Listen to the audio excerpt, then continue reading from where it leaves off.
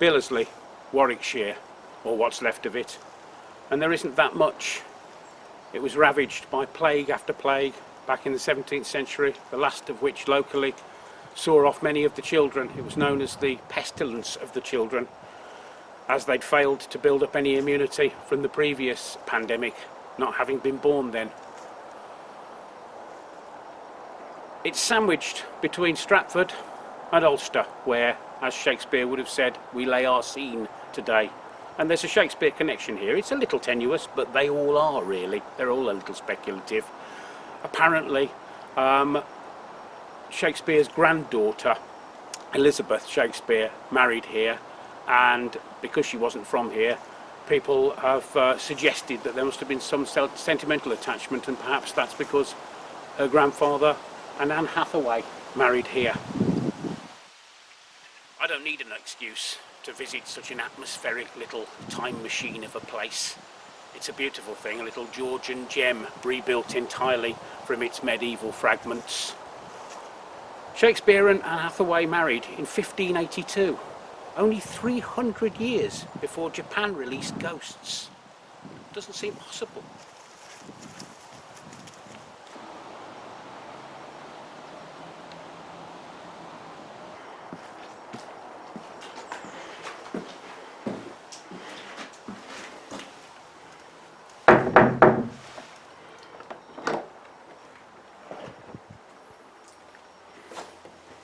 It's one of my all-time favourites, this. I know I'm like Leslie Halliwell, who had 100 films in his top 10, and I've got thousands in my top 10 of churches, but I do think this would still be in my actual top 10. It's got everything I require. Box pews, stone floor, chancel arch, that clear glass that allows such a fluid relationship with its environs. And it's also got something else, something that reminds me of my flat in Liverpool in Prescott Street. Allow me to explain. When I left Liverpool University in 1991, I had wedged a very poorly designed bed into a corner of my room, but it didn't quite fit, so I ended up kicking the wall in. And obviously when I left, I thought, I'm not going to get my deposit back, am I? So I stuffed some copies of the Liverpool Echo in there and painted over the newspaper. Job's a good one. I thought, I wonder if I'll get away with this. I did. It didn't matter anyway, because a few years later the whole row was demolished. But whatever you want to say about the Liverpool Echo, I don't think it's as good an impromptu wall filling as what lies around this corner.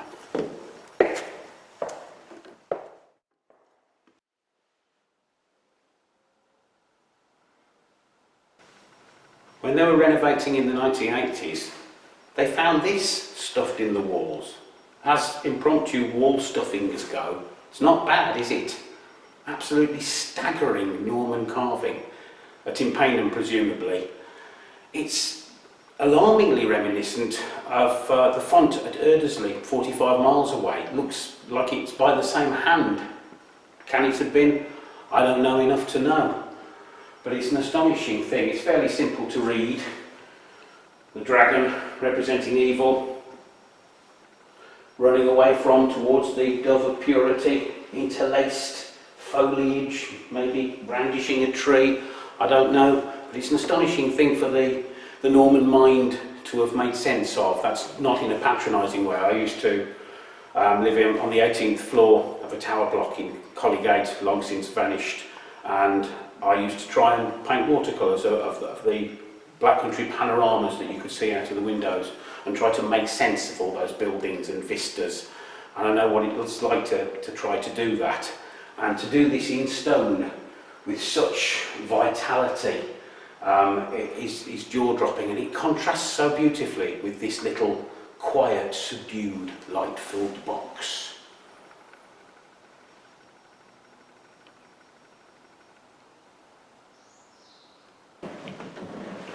When the room is quiet and daylight's almost gone, it seems there's something I should know.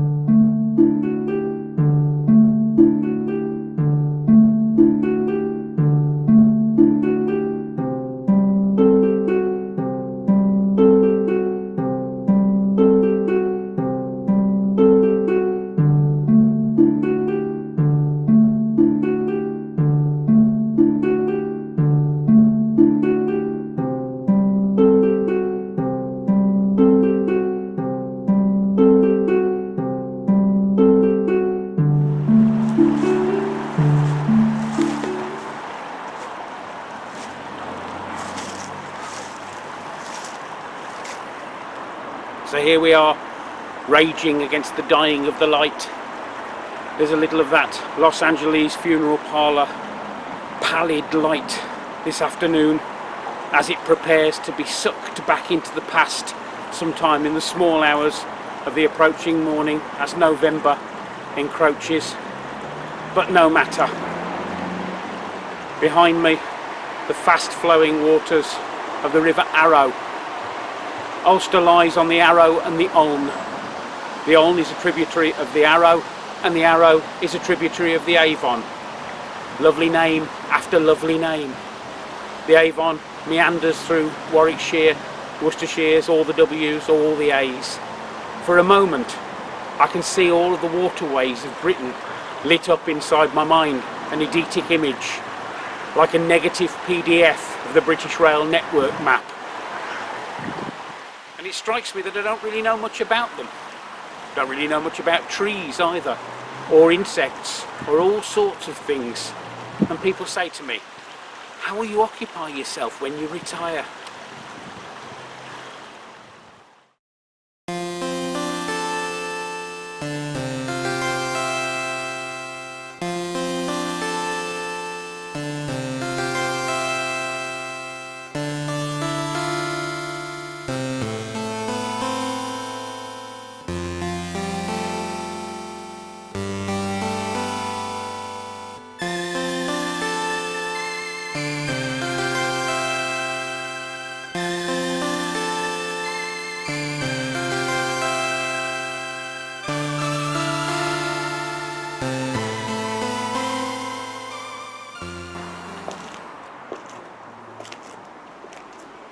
More lovely names. Ulster was Alona, the Roman settlement in 47 AD. Then it became Alcester in medieval times. In medieval times there was a huge priory here, like there was at nearby Evesham. I think it was founded at some point in the 1100s, but by the 1500s it had fallen into disrepair and was a crumbling ruin due to the neglect of various abbots, etc. It's a good job, isn't it, that abbots and friars and monks and medieval clerics didn't have social media. You know, can you imagine the sort of waspish and sarcastic comments? Oh, thanks a lot, mate, for letting my monastic foundation fall into disrepair. Thanks a lot for the massive neglect of my priory, as if life isn't hard enough, with, you know, like a little medieval emoji. Medieval emojis would be good, actually. It's quite a profitable source of imagery, I would have thought. There's 145 listed buildings in Ulster. You walk down this street behind you and you think, well, yeah.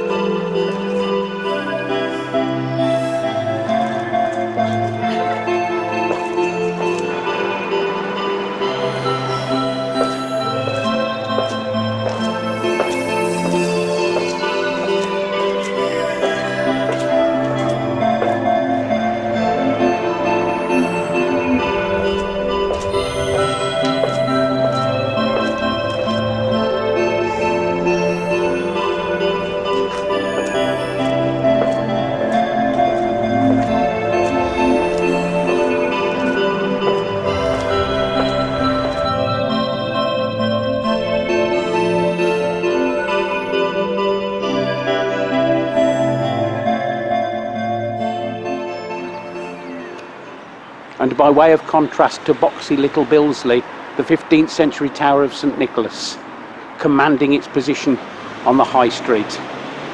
It's worth noticing actually that the clock there is unique in a different way from that of Ashby de la Zouch or Coningsby in Lincolnshire.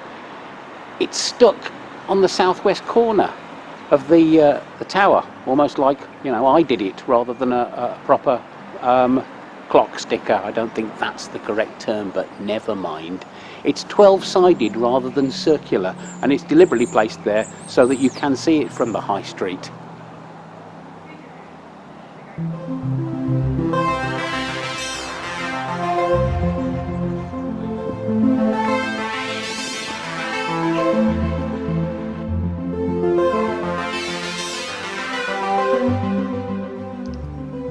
And inside it's all cool classicism, Oxford Revival style, plastering and pillars, Doric pillars, no less. And there are a couple of other moments of exhilaration as well, one of which is sadly absent. The blank space on the wall there attests to the lack of the Benefactions board, which is one of the major visual events of this church. It's from 1632, I think, and it's a sort of little triptych-like cabinet with a list of the benefactors of the poor from the 1630s right up to the 1970s, and then either side there are some charming little paintings, 17th century paintings, almost sort of Charlie Says in their lumpen Dorby stylism. They're lovely and almost cartoonish. And one guy sticks in my memory. There's benefactors and a couple of poor people, I think, being benefacted. And one guy, there's a poor guy having the heck benefacted out of him by a bunch of rich guys.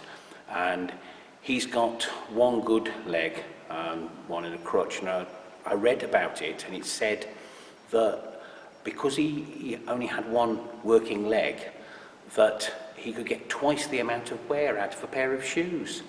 The inference seemed to be that, if your shoes go wrong, one of them wears out, just get rid of one of your legs. A bit weird, really. Do you not think the inference is that once you've wore out the one shoe, then you start wearing the other one? I suppose so, because which is nonsensical. In those days, they didn't have left and right shoes, did they? They just had did they not? No. I mean, in which case, that would make sense. Yeah, but that makes my point not funny, doesn't it? Oh, it was supposed to be funny.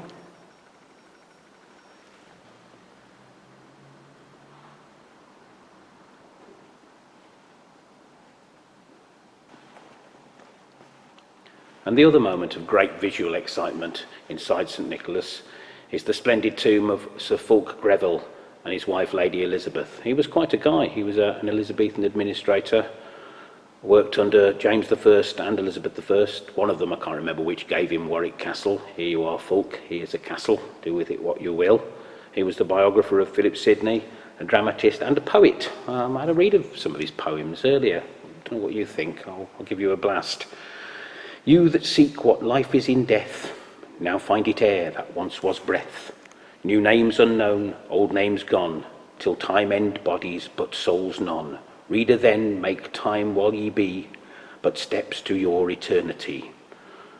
Makes Leonard Cohen sound like Katrina and the Waves, doesn't it? So thanks for that, Faulk. As Juliet said when she was pretending to be happy about marrying Paris, thou hast comforted me marvellous much. They was all poets then, were they? Oh, they were. A bit like having an Instagram channel. I suppose so, yeah. Yeah, a massively successful Instagram channel.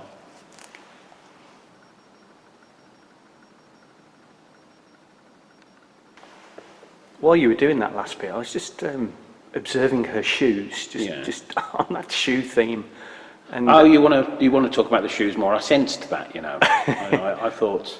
Well, look, they kind of look in shape a bit funny, don't they? But actually, they do look like they don't have a left and a right. Well, is there much of an advantage there, do you think? I mean, it's not like when one sock of a pair goes, if you decide to wear odd socks, like I used to, when one sock goes, you don't have to throw the other one away, do you? But surely when one shoe goes, you've just got one shoe. Like I say, unless you actually cut a leg off, What do you do? There doesn't seem to be a great deal of advantage.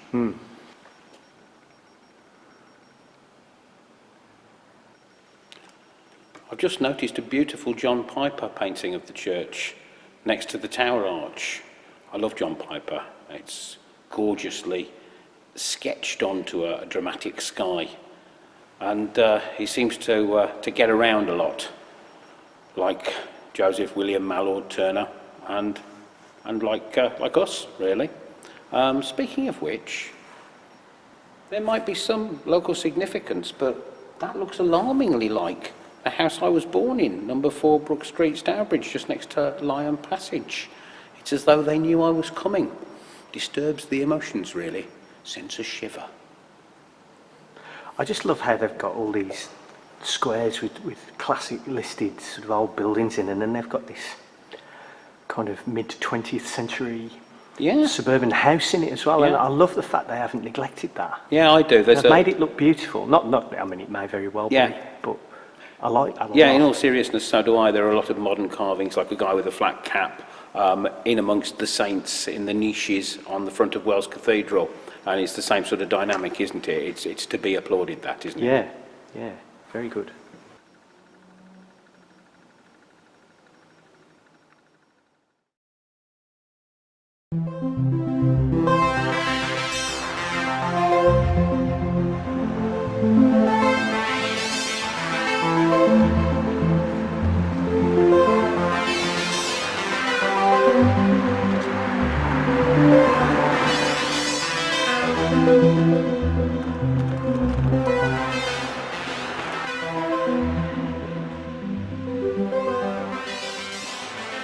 And for all my sardonic thanks inside the church to Sir Faulk Greville, he did give £300 for that to be built, the town hall, and it's still there, pretty much as it was originally built. So actually thanks for that, Faulk. His name was actually Brook Faulk Greville, but I like to say Faulk because it sounds funnier, doesn't it, when you say thanks, Faulk. I think it does anyway. He'll be delighted to have been preserved in such a reverential way. Yeah. I think that's what I do best. Yeah. Preserving people in a reverential way since 1968. That's what it says. I'd heard that rumour. Somewhere on my head, underneath my hair.